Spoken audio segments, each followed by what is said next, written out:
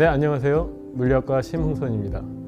제가 오늘 말씀드릴 내용은 아주 작은 영역에서 전자가 아주 빠르게 움직이는 것을 어떻게 포착할 수 있을까 하는 것에 대한 내용입니다. 우리가 양자 컴퓨터로 대변되는 양자 기술 시대에는 양자역학적인 파동함수를 생성하고 제어하고 검출하는 그런 것이 핵심 기술이 될 것입니다. 그런 기술을 바탕으로 새로운 양자 소자를 만들 수도 있고 또는 자연의 근본 원리를 좀 더 적극적으로 탐색할 수 있을 것입니다.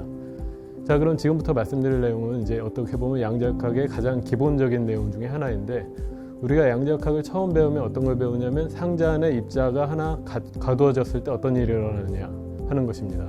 그럼 소위 슈레딩거 방정식을 풀어서 이 불연속적인 에너지 준위를 갖는다, 이런 거를 이제 들어보셨을 텐데요. 그때 이러한 입자에 순간적으로 힘을 가하면 이 입자의 파동함수가 공간적으로 진동을 하게 됩니다. 이 그림을 보시는 것과 같이 이제 진동을 하고 있죠.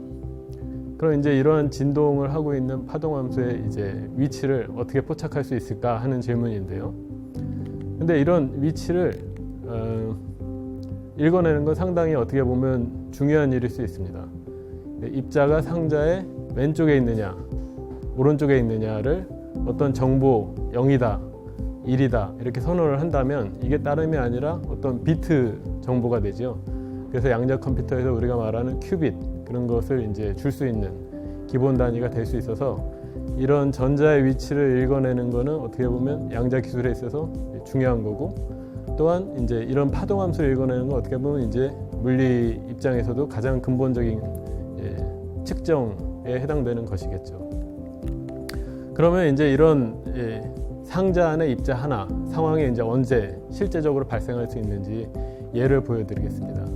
이제 보시는 이제 거는 이제 어떻게 보면 양자 소자인데, 이 파란색 위치에 우리들이 전자들이 있어요. 자유전자들이 있고 산 같은 게 보이시죠? 이제 그런 것들이 이제 포텐셜 장벽입니다. 근데 이제 시간에 따라서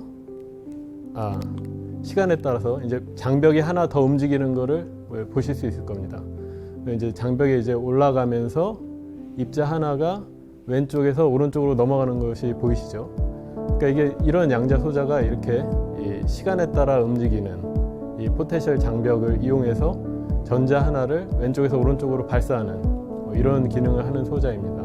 근데 이 소자가 이제 상당히 재미있는 게 이 100만 번 이 장벽이 이제 떨었을 때 한 번 정도 오차로 전자를 잘못 보내는 아주 정밀도를 가지고 있죠. 그래서 전류를 아주 정확하게 만들어낼 수 있어서 전류의 표준으로 사용하고자 하는 움직임도 있습니다. 그런데 이제 보시면은 이 장벽이 떨고 있죠. 한 장벽은 고정되어 있고요. 그러면 이제 어떤 순간에는 장벽이 두 개가 돼서 입자가 그 장벽 사이에 갇혀 있는 경우가 생기죠. 소위 이제 파티클 이너 박스 문제 상황이 재현이 되는 겁니다. 이제 그때 어떤 일이 벌어지냐면 이 전자들의 파동 함수가 이 장벽 두 개 사이에서 왼쪽에 있다 오른쪽에 있다 왔다 갔다 하게 되죠. 이 그림에 보시는 것처럼 이제 빨간색 이 위치에 있을 때가 이제 왼쪽에 있는 경우고, 이 검정색 위치에 이제 어떤 픽이 있죠. 그게 이제 입자가 오른쪽에 있는 경우죠. 전자가.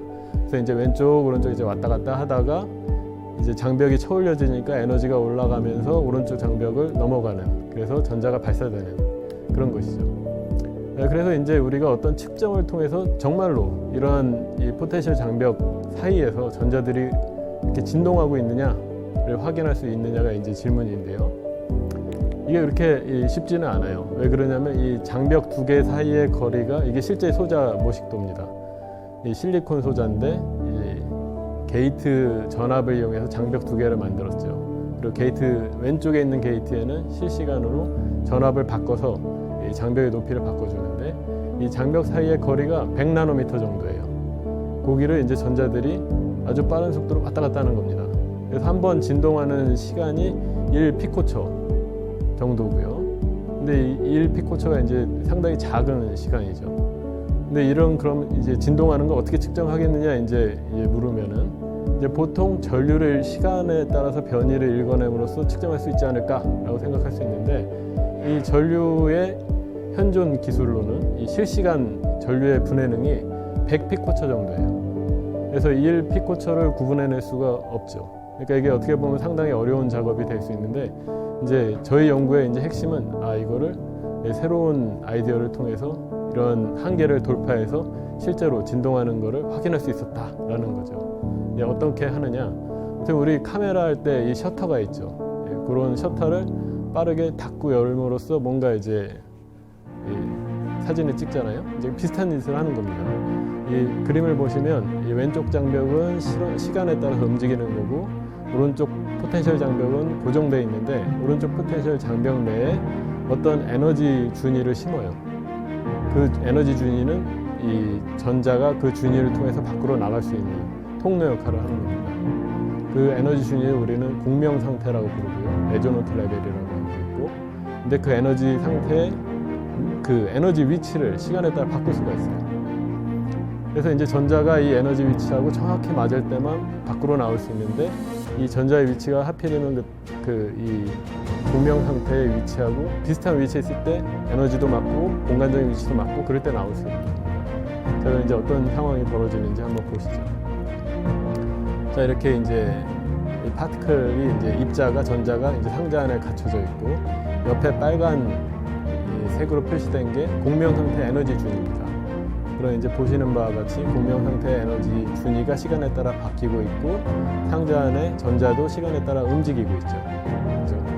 그랬을 때 이제 상자의 이 전자의 에너지랑 공명 상태의 에너지랑 일치하면서 이 전자의 위치가 공명 상태에 가까운 경우에 이제 밖으로 나올 수 있죠. 즉, 이 경우에 보시다시피 이 전자가 이 경우는 왼쪽에 있으면서 공명 상태의 에너지는 전자 에너지가 같은 경우예요. 이 경우는 이제 전자가 이 셔터를 통해서 밖으로 나올 수가 없어요.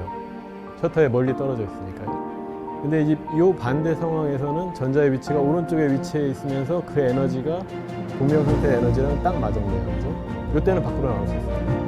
즉, 이런 식으로 이 공명 상태의 에너지 위치를 순간적으로 조정함으로써 전자가 왼쪽에 있는지 오른쪽에 있는지 구분을 해서 이게 실제로 안에서 정말 진동하는구나 라는 걸 읽어내는 데 성공을 했습니다. 이런 식으로 이제 어떻게 보면 아주 빠른 시간에 이 파동함수의 변이를 추적하는 기술을 개발함으로써 우리가 이제 어떤 양자역학적인 근본 원리도 확인할 수 있었고, 이거를 나아가 이제 양자 컴퓨터 같은 중요한 양자 소자에 활용할 계기가 이제 만들어지는 것이죠.